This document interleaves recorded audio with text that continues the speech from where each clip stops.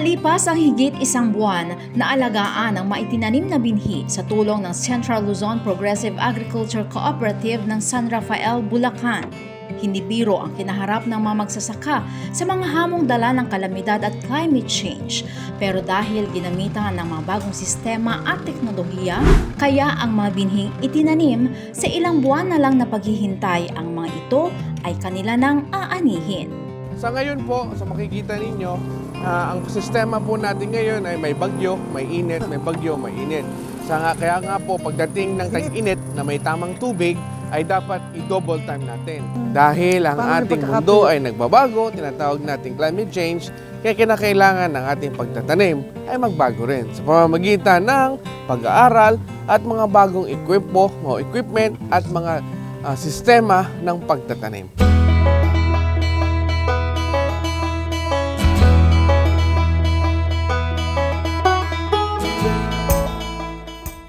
Pag talaga inalagaan, talagang magbubunga. Ngayon, nakita naman natin nung una, medyo kulang sa tubig. Oo. Nang magkaroon tayo ng tamang supply ng tubig, eto ngayon, biglang yumabong at talagang nakita natin ang Yumabong ang pananim. pananim. Galing. Para rin tao, pag inalagaan, Oo. At diniligan, ay siguradong yayabong. Katulad nito, may laki na pag-asa natin dito na tayo mag-aani. Kailan yung target na pag-aani? Ang target na pag-aani ito mga November 3 din ng itong year na to. September, October, November. So sa dalawang buwan pa lang Dalawang ngayon. buwan pa lang. Okay. Good. So lumalabas, saan yung hati natin ang pagtatanim? Saan yung red rice natin? Ito po, ito yung white rice. White rice. Ang red rice, yung ando sa unahan na yun. Sa unahan ng red rice. Yan, yung medyo ano na yun. Ngayon, sabihin natin sa ating mga kababayan, na alam niyo po ba yung mga red rice na yan ay napakaganda. Kasi sa kulay pa lang, red, punong-puno yan ng sustansya. At saka, sa puno pa lang, mabango na siya. Mabango na siya. Kaya parang nakakaingganyo ng talagang kainin. Lalo na siguro pag nasa pagkainan na. Yung punla natin na yan, saan natin nakuha?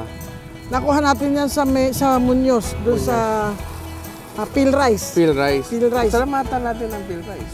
Maraming salamat sa Peel Rice at kami nagkaroon ng mga magagandang binhi na aming pananim ngayon, pati sa ating Pangulo na nagbigay sa atin ng Transplanter. Ayuda. Sa unang-una sa transplanter, binhi na piling binhi. Pangalawa, yung ating ayuda para sa fertilizer. Ngayon, sinisipag ang magsasaka dahil doon sa incentive na binibigay sa atin ng support ng gobyerno. Sa pinangako sa atin ng ating mahal na Pangulo na tayo susuportahan sa ating pagtatanim. So ngayon, pakikinabangan na natin. Yan. Kaya huwag mag-alala ang mga consumer sapagkat talaga lang nasalanta ng bagyo ang ating pananim nung una. Pero hindi tayo mawawalan ng supply. Black at white rice ang itinanim sa 1.5 ektaryang sakahang ito. Pero bakit ito ang piniling itanim?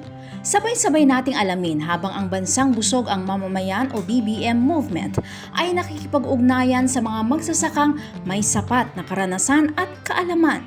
Sama na sa isang lakbay agrikulturang mag-aaral at magtuturo. Dito po ay ating hinati ang ating pag-aaral. Hinati natin yung white rice at saka sa black rice. Malalaman niyo po kung bakit kami nagtanim ng black rice dito sa Orban. Pagdating ng tamang panahon, Pag-aani. at sa pag-ani dahil sa ngayon, ako. Nag-observe pa tayo. Ang observation ko po na yan, ang tawag ko po sa sarili ko dyan ay Beginners. Pero sa sistema na yan ay lakbay, ako yung naglalakbay ng agrikulturang mag-aaral. So bilang isang lakbay agrikulturang mag-aaral, meron ding mga lakbay agrikulturang magtuturo. Ikaw yun. Kaya Salamat po. pag tinuturuan nyo kami na papasok sa agrikultura, ganun din ay natututo kami sa inyong abilidad. At ganun din kayo ay masaya dahil may mga nakikinig sa inyo.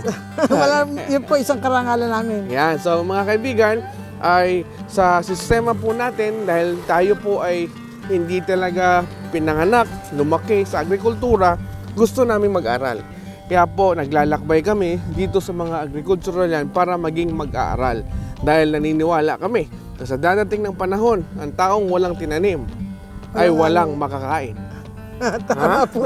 Kaya ngayon, Welcome po kayo rito sa amin. oo, kaya ngayon kami ay nakikinig sa ating mga lakbay agrikulturang magtuturo para sa ating venture ay sa paghahanda sa tamang panahon ay hindi tayo magugutom, maraming matututo at may panibagong henerasyon At na maghahanda ng tayo ating magiging pagkain. masagana ang ating pagkainan. Yes. Sa pamamagitan ng ating sariling sikap.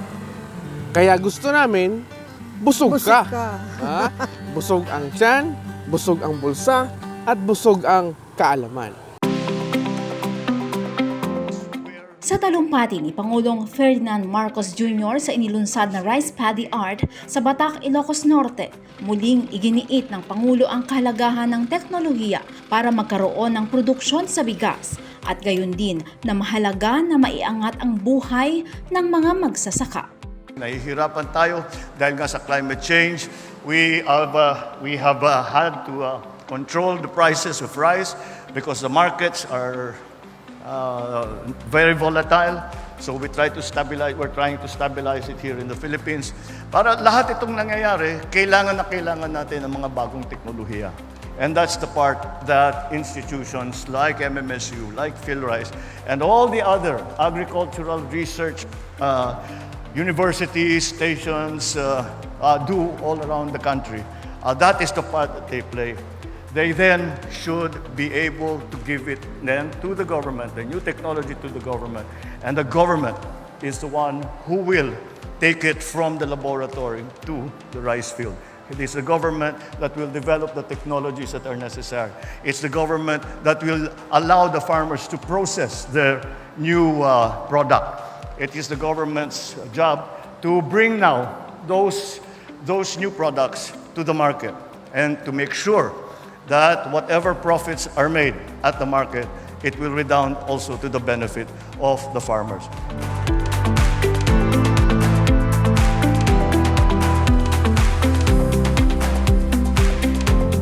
Para sa BBM Movement, Juliet Carangyan, Bulacan.